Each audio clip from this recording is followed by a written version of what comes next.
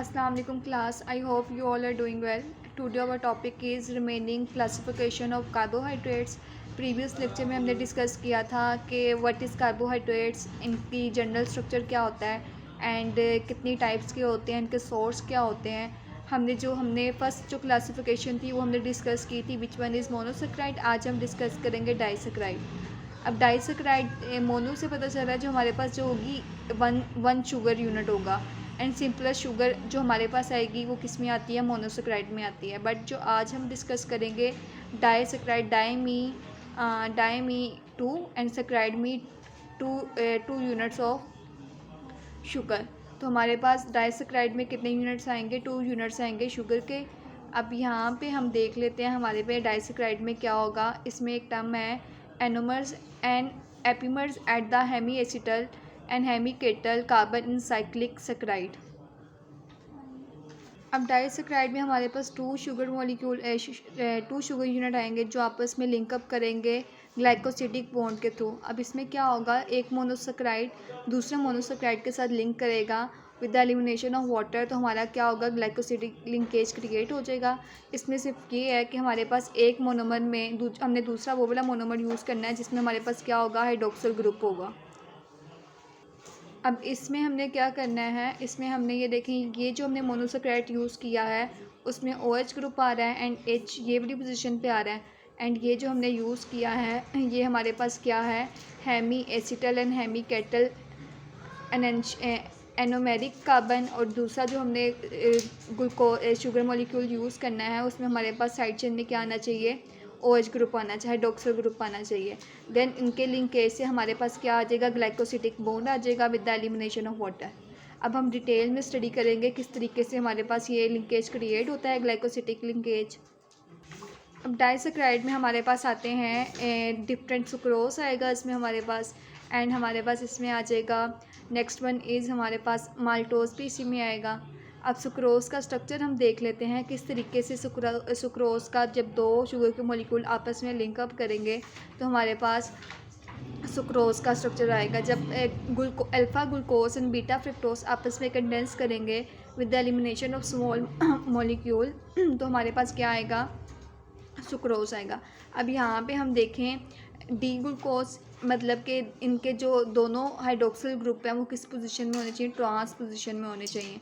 एक D glucose है, एक बीटा डी ग्लूकोज आएगा, एक आएगा अल्फ़ा डी ग्लूकोज।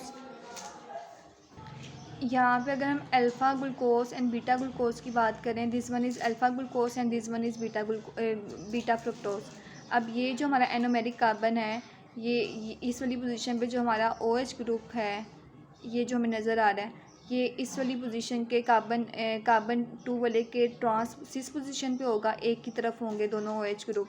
एंड अगर हम इसकी बात करें ये ट्रांस पोजीशन में होगा, ये वाला हाइड्रोक्सिल ग्रुप इस वाले हाइड्रोक्सिल ग्रुप के ट्रांस पोजीशन पे होगा। अगर वो ट्रांस पोजीशन पे हाइड्रोक्सिल ग्रुप आ रहा है तो इट मीन्स अल्फ़ा ग्लूकोज है। अगर सिस पोजीशन पे हमारे पास हाइड्रोक्सिल ग्रुप आ रहा है ये वाला एंड दिस वन, ये तो हमारे पास क्या आएगा, बीटा फ्रुक्टोज आएगा। जब ये आपस में कंडेंस करेंगे तो हमारे पास क्या बन जाएगा, सुक्रोज बन जाएगा। और देन हमारे पास जो ये लिंकेज आएगा 2 एनोमेरिक कार्बन के मोनोसेक्राइड के, तो हमारे पास ये जो लिंकेज आएगा वो आएगा ग्लाइकोसिडिक लिंकेज। अब हम नेक्स्ट देखते हैं माल्टोज जो कि हमारे पास डाइसेक्राइड में आता है। इसमें जो हमारे पास यूनिट होंगे अल्फ़ा ग्लूकोज का हम करेंगे, अल्फ़ा ग्लूकोज और अल्फ़ा ग्लूकोज जब आपस में कंबाइन करेंगे तो हमारे पास क्या आएगा, माल्टोज आएगा। ये भी सेम उसी तरह लिंकेज होगा, दोनों एनोमेरिक कार्बन जब आपस में 1 to 4 लिंकेज जब क्रिएट करेंगे तो हमारे पास क्या आएगा, हमारे पास आएगा अल्फ़ा 1 to 4 लिंकेज। और ऊपर वाले में हमारे पास जो लिंकेज आया था 1 to 2 बीटा लिंकेज, 1 पोजीशन पे अल्फ़ा थी एंड 2 जिसके साथ किया था वो पोजीशन हमारी बीटा थी। ये भी हमने डिस्कस किया है। सुक्रोज एंड माल्टोज दोनों किस तरीके से ज्वाइनिंग करते हैं, ग्लाइकोसिडिक बॉन्ड क्रिएट होता है। नेक्स्ट वन इज़ लैक्टोज, ये भी हमारे पास आता है डाइसेक्राइड में। इसमें जो हमारे पास यूनिट जो आपस में आप कंडेंस करेंगे which one is beta galactose and alpha glucose.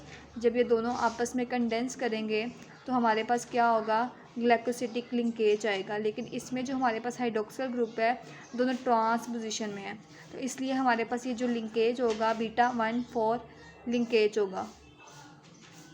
अब हम बात करते हैं पॉलीसेकेराइड की कि अभी हमने मोनोसेकेराइड डिस्कस किया एंड डाइसेकेराइड डिस्कस किया। अब हम डिस्कस करते हैं पॉलीसेकेराइड। पॉलीसेकेराइड में हमारे पास क्या होगा, more than one monosaccharide unit होंगे। This kind of carbohydrates is called polysaccharide. इसमें जो हमारे पास एग्जांपल आएगी सेलुलोज की आएगी, स्टार्च की आएगी एंड ग्लाइकोजन की आएगी। अब सेलुलोज में हमारे पास आएगा बीटा डी ग्लूकोज आएगा, इसमें एग्जांपल में हमारे पास आएगा अल्फ़ा डी ग्लूकोज एंड इसमें हमारे पास आएगा अल्फ़ा डी ग्लूकोज आएगा। देन हम इसके स्ट्रक्चर डिस्कस कर लेते हैं। अब ये हमारे पास 3 पॉलीसेकेराइड हैं। सेलुलोज जो कि प्लांट सेल वॉल के अंदर प्रेजेंट होता है एंड स्टार्च ये जो कि ये हमारे पास प्लांट्स के अंदर स्टोरेज यूनिट होता है। ग्लाइकोजन ये हमारे पास स्टोरेज यूनिट होता है, एज अ स्टोरेज वर्क करता है एनिमल्स के अंदर। अब हम इनकी लिंकेज की बात कर लेंगे। सेलुलोज में किस टाइप का लिंकेज होता है, कौन से मोनोसेकेराइड आपस में कंबाइन करेंगे, देन हमारे पास क्या बनेगा, ग्लाइकोसिटिक लिंकेज बनेगा। और किस टाइप का लिंकेज होगा, इसमें हमारे पास क्या होगा, बीटा डी ग्लूकोज होगा, इसमें अल्फ़ा डी ग्लूकोज होगा एंड ग्लाइकोजन में भी हमारे पास अल्फ़ा डी ग्लूकोज होगा। अब जब 2 बीटा डी ग्लूकोज आपस में लिंक करेंगे 1 और 4 पोजीशन के थ्रू, तो हमारे पास जो लिंकेज बनेगा वो हमारे पास बनेगा बीटा 1,4 लिंकेज बनेगा। ये हमारे पास हमने ड्रॉ किया first beta D glucose and condense with second beta D glucose, और यहाँ पे 1 और 4 पोजीशन पे इनकी बॉन्डिंग होगी और बॉन्डिंग करने से हमारे पास जो बॉन्ड आएगा, ग्लाइकोसिटिक बॉन्ड जो आएगा वो हमारे पास होगा बीटा 1,4 लिंकेज आएगा। एंड इसको तोड़ने के लिए जो हमें एंजाइम रिक्वायर्ड होगा वो हमें रिक्वायर्ड होगा सेलुलेस की प्रेजेंस में हम इस बॉन्ड को ब्रेक डाउन कर सकते हैं। नाउ डिस्कस विद स्टार्च में हमारे पास किस तरह मोनोसेकेराइड आपस में मिलकर स्टार्च का हमारे पास पॉलीसेकेराइड आएगा। जब अल्फ़ा डी ग्लूकोज के मॉलिक्यूल आपस में कंडेंस करेंगे बाय अल्फ़ा 1,4 लिंकेज के थ्रू, तो हमारे पास क्या आएगा, स्टार्च का मॉलिक्यूल आएगा। अल्फ़ा 1,4 लिंकेज के बाद ये क्या करेगा, ये एक लीनियर स्ट्रक्चर बना देगा, फिर लीनियर के बाद ये ट्रांसफ़र हो जाएगा क्वाइल्ड फॉर्म में।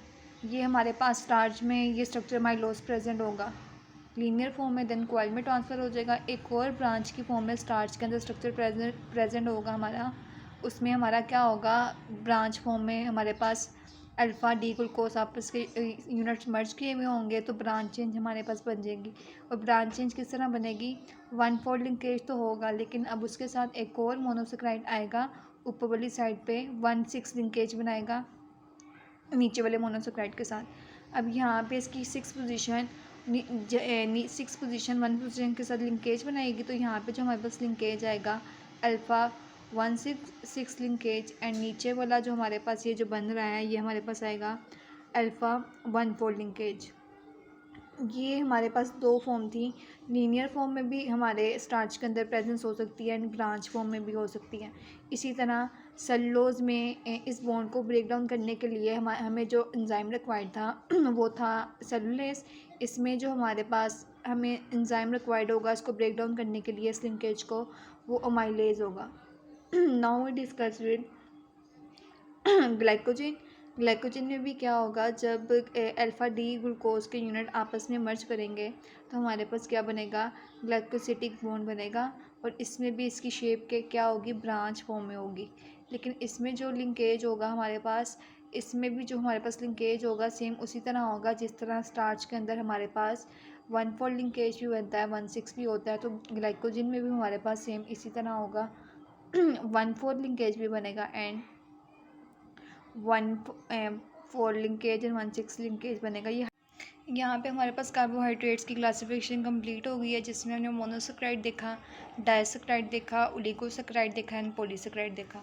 और ये सिंपल शुगर में हमारे पास एल्डोज आ रही थी एंड कीटोज आ रही थी, कुछ एग्जांपल दिखी हुई एल्डोज की एंड कीटोज की।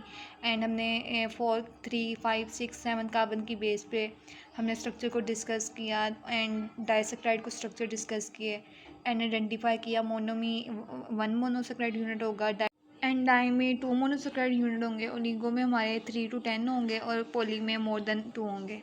एंड डाइसैक्राइड को आगे से हम डिफाइन कर सकते थे 2 में, रिड्यूसिंग में एंड नॉन रिड्यूसिंग में। रिड्यूसिंग में हमारे पास आ जाएगा माल्टोस एंड लैक्टोस, जिनका स्ट्रक्चर हम अच्छे तरीके से डिस्कस कर चुके हैं। एंड नॉन रिड्यूसिंग में हमारे पास आएगा सुक्रोस आएगा।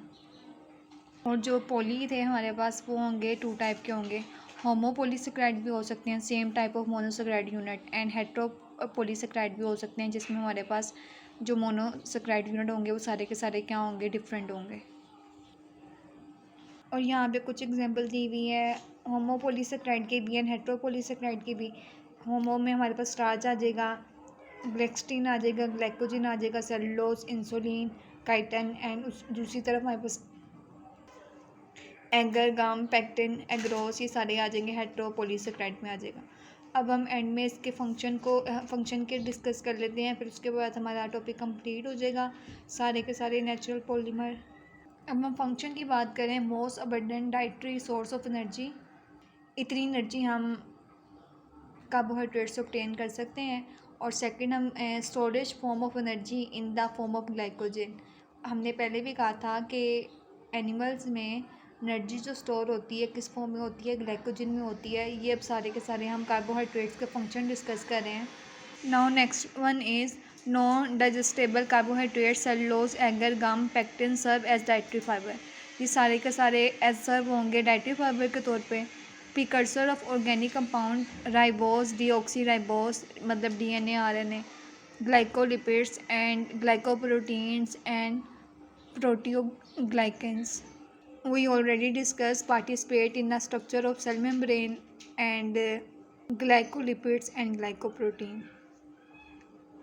Carbohydrates also play a role in lubrication, cellular intercommunication and immunity. ये इंटरकम्युनिकेशन में भी हेल्प आउट करेगा, इम्यूनिटी को स्ट्रॉन्ग करने में भी हेल्प आउट करेगा। ये सारे के सारे डिफरेंट फंक्शन हैं जो हम समराइज़ करके डिफ़ाइन कर रहे हैं, कौन कौन से वर्क जो होते हैं जो कार्बोहाइड्रेट्स के अंडर आते हैं। Now next one is serve as structure component like glycosaminoglycans in human and cellulose in plant and chitin in insect। हमें पता है कि जो प्लांट की सेल वॉल होती है वो किससे बनी हुई होती है, सेलुलोज से, और इंसेक्ट की जो सेल वॉल होती है वो किससे मिलकर बनी हुई होती है, काइटिन से। And last one is also involved in detoxification। These all are different functions of carbohydrates। यहाँ पे हमारा टॉपिक नेचुरल पॉलीमर का कंप्लीट होता है, जिसमें हमने lipids, protein, lipids, nucleic acid and carbohydrate discuss किया। होपफुली यहाँ तक आपको समझ आ गई होगी। कोई भी मसला हो, कन्फ्यूजन हो, आप पूछ सकते हैं। एंड दुआ में याद रखिएगा, अपना बहुत ज़्यादा ख्याल रखिएगा। इंशाल्लाह मिलते हैं नेक्स्ट लेक्चर में। एंड अब ईद के ऑफिशियल ऑफ आ रहे हैं, नेक्स्ट वीक में मंडे को हमारी क्लास होगी, अब तक अब ऑफ है हमारे। Thank you so much for watching. जज़ाकल्लाह।